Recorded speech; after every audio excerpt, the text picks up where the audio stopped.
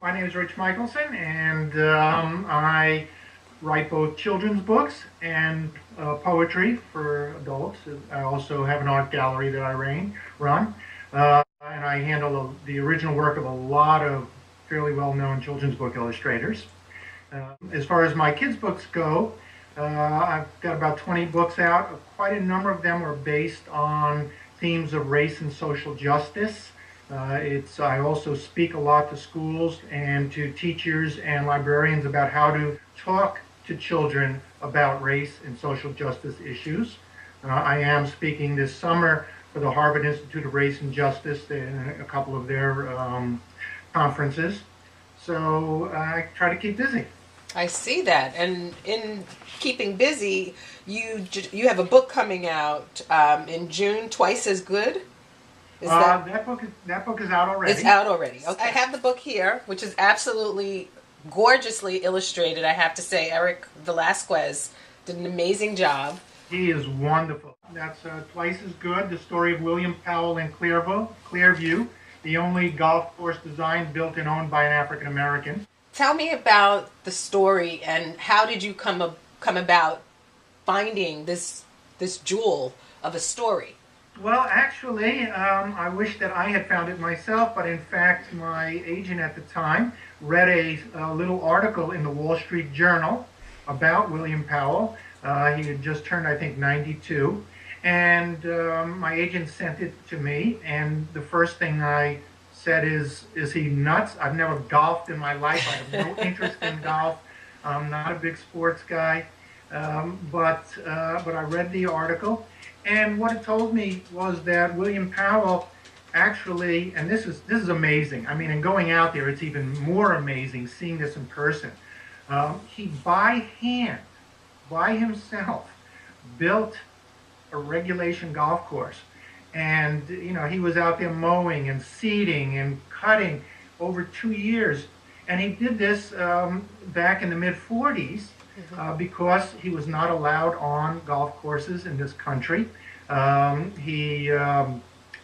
so he decided to, you know, he didn't get bitter. He did not, he just decided to go ahead and do what he wanted to do.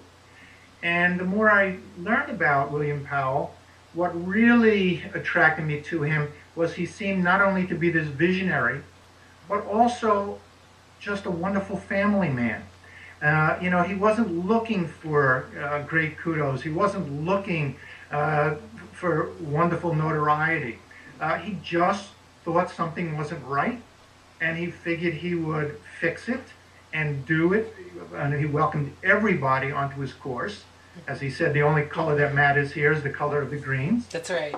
And he was, you know, he handled a bad situation with grace, elegance, and no bitterness. He was, you know, a nice fella.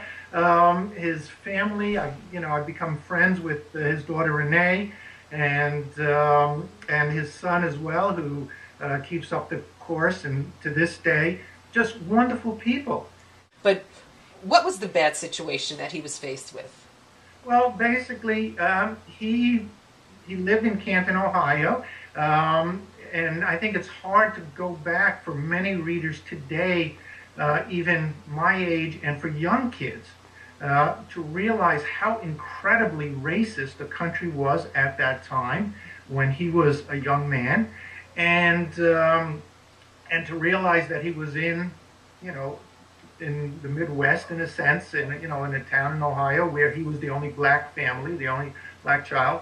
I have to say that his school was welcoming to him. He had good friends. You know, he was given a lot of encouragement. As I mentioned in this book, his principal told him that he always had to work he'd have to work twice as hard as the white children to get ahead in this world. And, you know, it was an honest assessment. But when Mr. Powell went off during World War II, he actually was welcomed onto courses in England, where he was stationed. At that point, England was much more liberal in allowing blacks onto courses. And when he came back to this country, he found that even though he had gone to fight for his country, he was not allowed onto courses. I think I have him saying in the book, you know, people don't mind me fighting for their rights, Right. but they sure do mind me sharing their clubhouse. Yeah. And so, you know, he decided that he would build a course for himself. And he did. It's still, to this day, the only black-owned and operated golf course in this country, which is amazing. He welcomed women. He taught his daughter to play. He welcomed everyone. He was just an open and charitable man.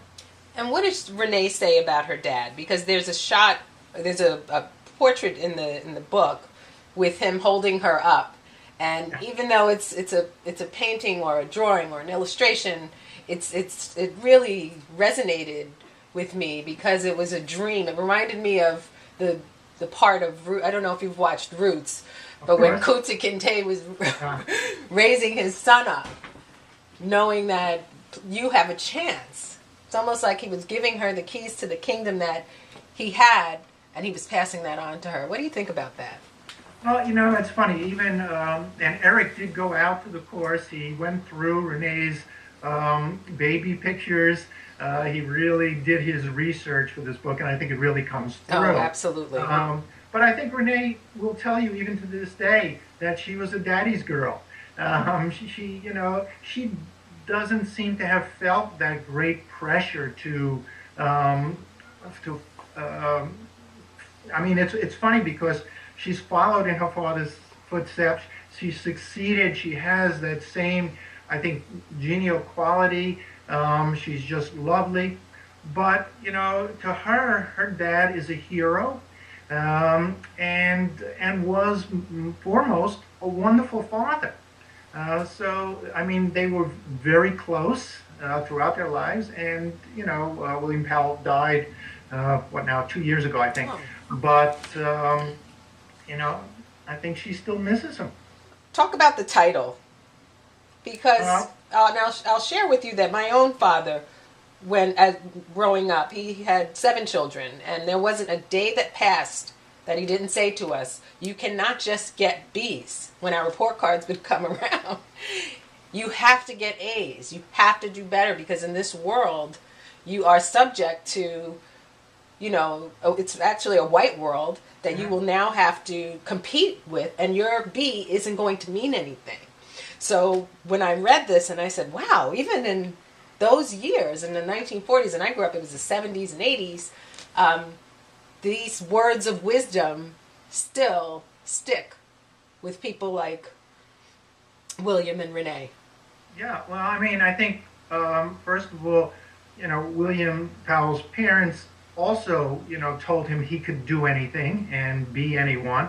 And William certainly passed that down to Renee and Larry. They also had an older brother who passed away, but was also instrumental in getting the course going and off the ground.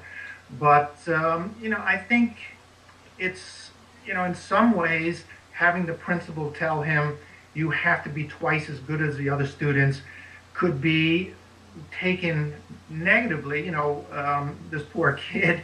On the other hand, I think it was an act of generosity to tell him this is how the world is.